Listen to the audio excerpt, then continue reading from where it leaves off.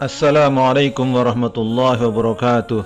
Selamat berjumpa lagi dengan serial silsilah Nabi-Nabi di TV Peradaban.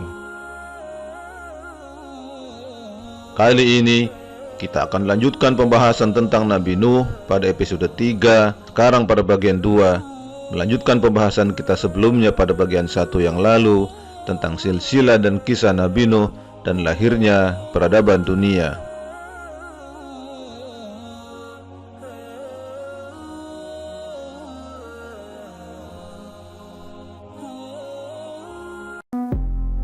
Baru Emirates sabun bidara body wash. Emirates sabun bidara body wash dengan ekstrak daun bidara pertama di Indonesia. Kandungan ekstrak daun bidaranya berfungsi untuk menyembuhkan jerawat, mencegah penuaan dini pada kulit, dan menghaluskan kulit kering.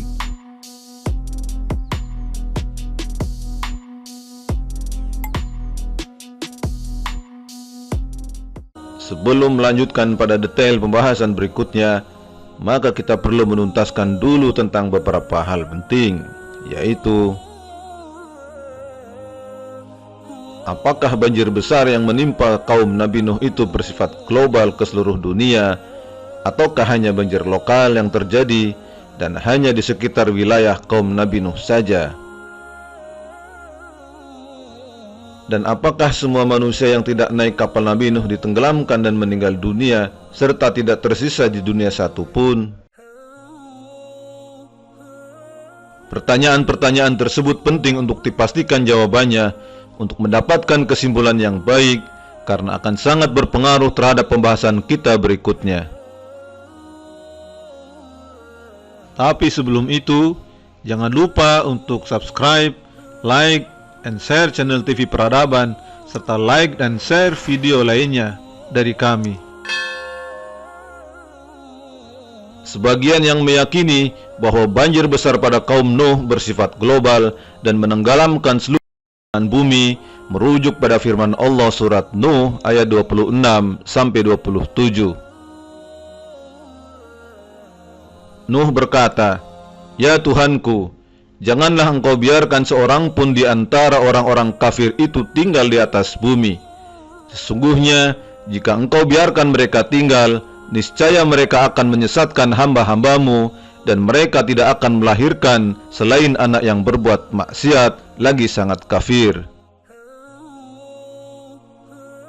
Dan bahtera itu berlayar membawa mereka dalam gelombang laksana gunung, dan Nuh memanggil anaknya, sedangkan anak itu berada di tempat yang jauh terpencil. "Hai anakku, naiklah ke kapal bersama kami, dan janganlah kamu berada bersama orang-orang kafir." Quran Surat Hud ayat 42.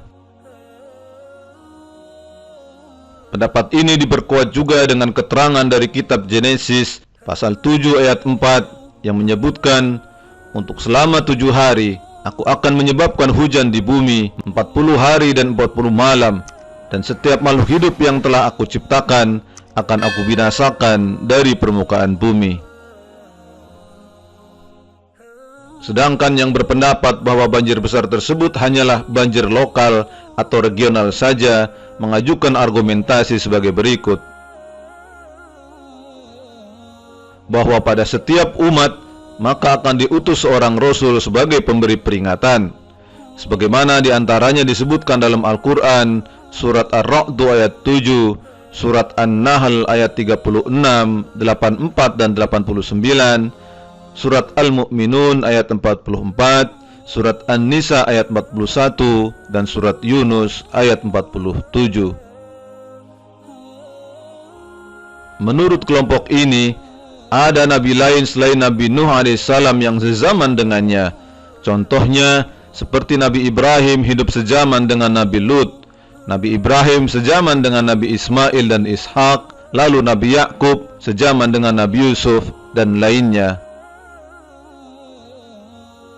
Karena itu, menurut kelompok ini, banjir besar itu hanya menimpa umatnya Nabi Nuh saja. Pertanyaannya, siapakah Nabi yang kira-kira hidup sejaman dengan Nabi Nuh itu? Inilah yang perlu dilacak kembali. Sejumlah ahli tafsir dan beberapa penulis buku kisah para nabi dan rasul seperti Ibnu Katsir dalam Qasasul Anbiya juga menyatakan banjir itu adalah banjir lokal dan hanya umat Nabi Nuh saja yang dibinasakan. Sebetulnya, kedua pendapat yang seolah berbeda itu tidak harus dipertentangkan berlebihan, terutama kaitannya dengan akibat berikutnya tentang penduduk bumi setelah peristiwa banjir besar tersebut. Bagi yang meyakini bahwa banjir besar itu bersifat global dan semua manusia yang tidak naik bahtera Nabi Nuh ditenggelamkan oleh Allah, maka berarti pasca banjir besar itu penduduk bumi hanya tersisa yang naik kapal saja. Sedangkan yang meyakini bahwa banjir besar itu bersifat regional dan hanya menimpa kaum Nabi Nuh saja di Mesopotamia yang meliputi wilayah Irak, Iran dan Turki, maka juga bisa dijelaskan dengan beberapa hipotesis berikut. Bahwa bisa jadi saat itu penyebaran manusia di bumi belum meluas dan masih terkonsentrasi di wilayah Nabi Nuh saja di Mesopotamia dan sekitarnya, sehingga setelah banjir selesai, maka penduduk bumi yang tersisa adalah yang ikut naik bahtera Nabi Nuh saja. Hal ini mengingat bahwa sampai sekarang juga belum ditemukan fakta-fakta atau bukti-bukti dari kitab suci yang menjelaskan keberadaan kaum lain di muka bumi selain kaum Nuh pada saat yang bersamaan. Sehingga dari sini bisa diambil kesimpulan bahwa setelah banjir selesai, maka penduduk bumi yang tersisa adalah yang ikut naik bahtera Nabi Nuh saja. Sebagaimana disebutkan dalam Al-Quran surat As-Saffat ayat 75-77 dan ayat 82. وَلَقَدْ نَادَانَا نُوحٌ فَلَنِعْمَ الْمُجِيبُونَ وَنَجَّيْنَاهُ وَأَهْلَهُ مِنَ الْكَرْبِ الْعَظِيمِ وَجَعَلْنَا ذُرِّيَّتَهُ هُمُ الْبَاقِينَ ثُمَّ أَغْرَقْنَا الْآخَرِينَ. Sesungguhnya Nuh telah menyeru kami, maka sebaik-baik yang memperkenankan adalah kami, dan kami telah menyelamatkannya dan pengikutnya dari bencana yang besar, dan kami jadikan anak cucunya orang-orang yang melanjutkan keturunan. Kemudian kami tenggelamkan orang-orang yang lain. Hal ini ditegaskan lagi dengan firman Allah pada surat Al-Isra ayat yang ketiga. A'udzu billahi minasyaitonir rajim.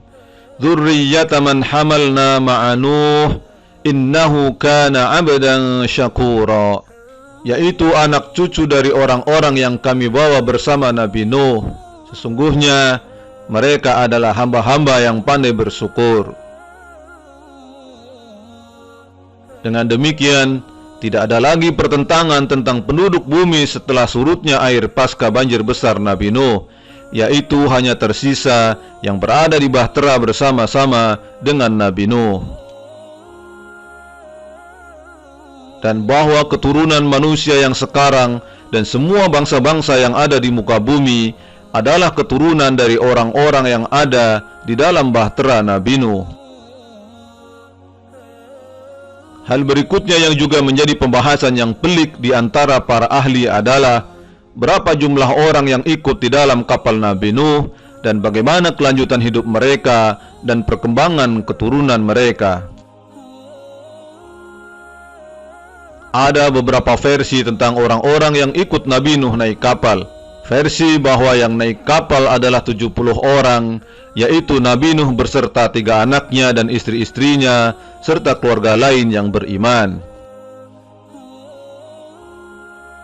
Versi lain menyebutkan bahwa yang naik kapal adalah 83 orang, yaitu Nabi Nuh beserta 3 anaknya dan istri-istrinya, serta keluarga lain yang beriman.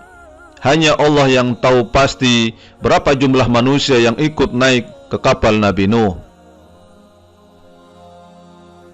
Hanya saja ada satu daerah atau kawasan yang disebut kawasan Temanon, yang diyakini sebagai tempat hidup Nabi Nuh dan semua pengikutnya yang ada di kapal setelah kapal mendarat di pegunungan Ararat.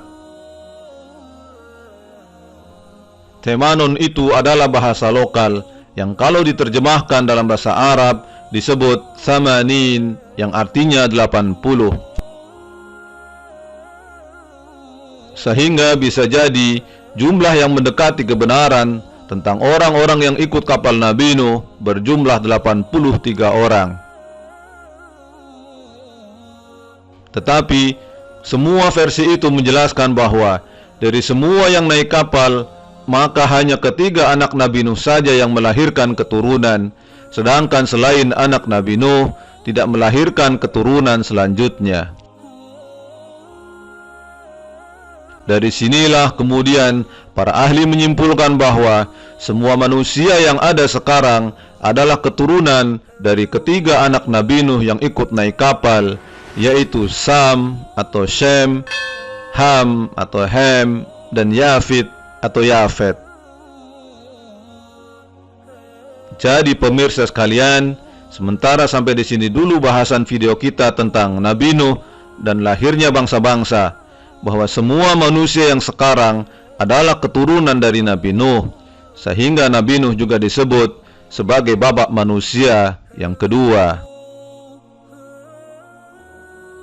Wallahu a'lam bis-shawab. Wassalamualaikum warahmatullahi wabarakatuh.